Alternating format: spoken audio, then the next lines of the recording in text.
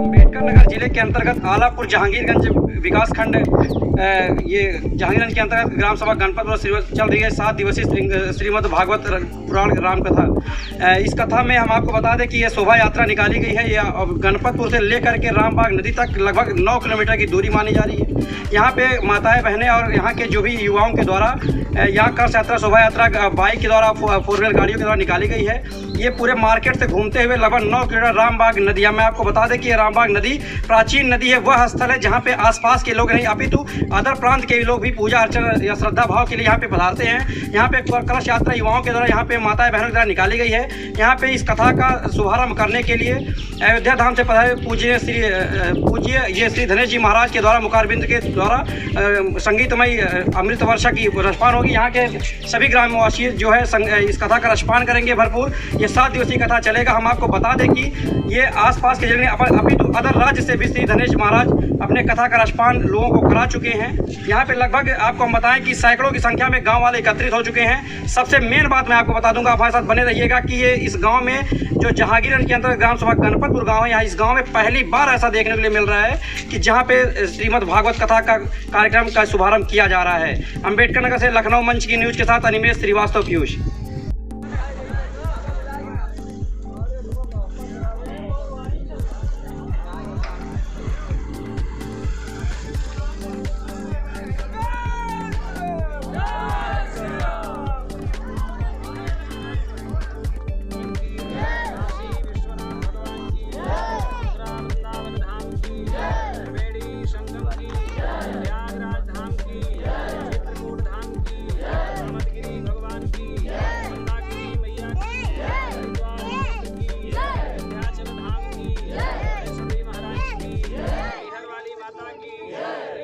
माता की, ब्रह्मचारी जी महाराज की, भैरव भगवान की, पावन स्थान की, आज के आनंद की, भक्तवत्सल भगवान की, ओम नमः पार्वती पतये।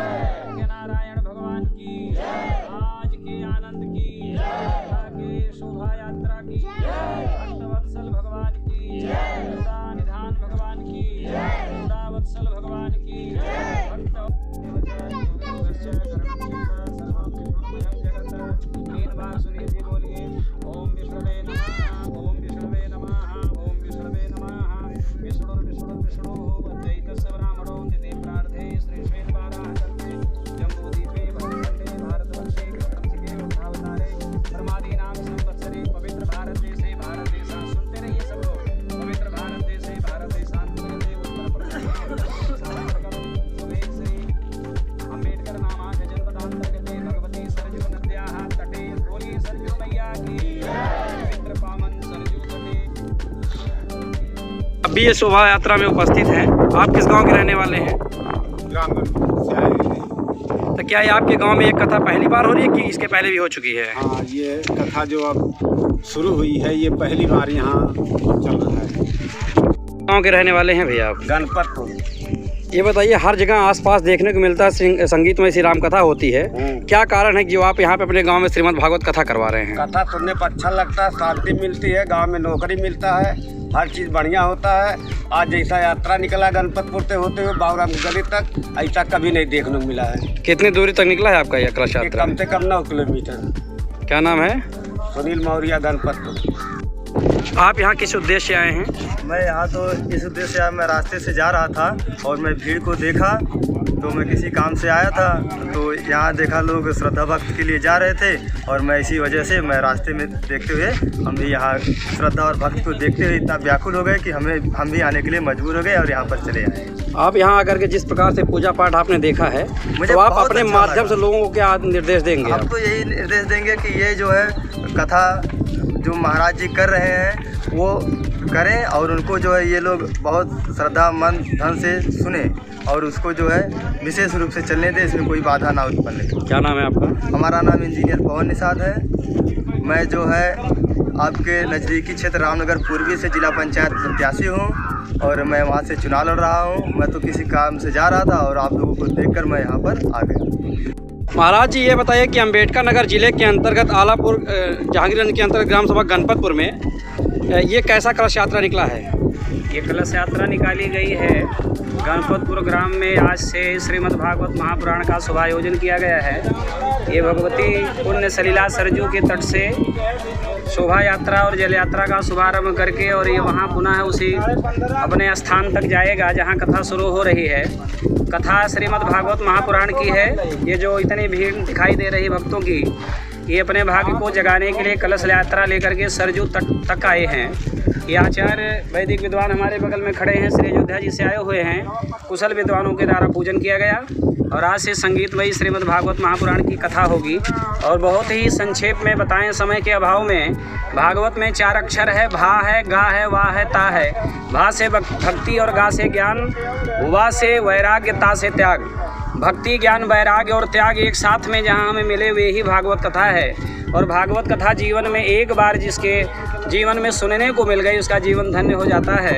अथवा शास्त्र के अनुसार देखा जाए, पुराण के अनुसार देखा जाए, व्याकरण दृष्टि से देखा जाए तो भाग, गा, वा और ता इसका मतलब है भाति जत सर्वभूतेषु गतिर्जस अलौकिकम वरिष्ठ सर्वशास्त्रेषु तरणी में भवाम्बुदे। ये भा से भक्ति, गा से ज्ञान, वा से वैराग्य, त्याग की प्राप्ति करके जीवन को व्यक्ति अपने मानव तन को धन्य बना सकता है।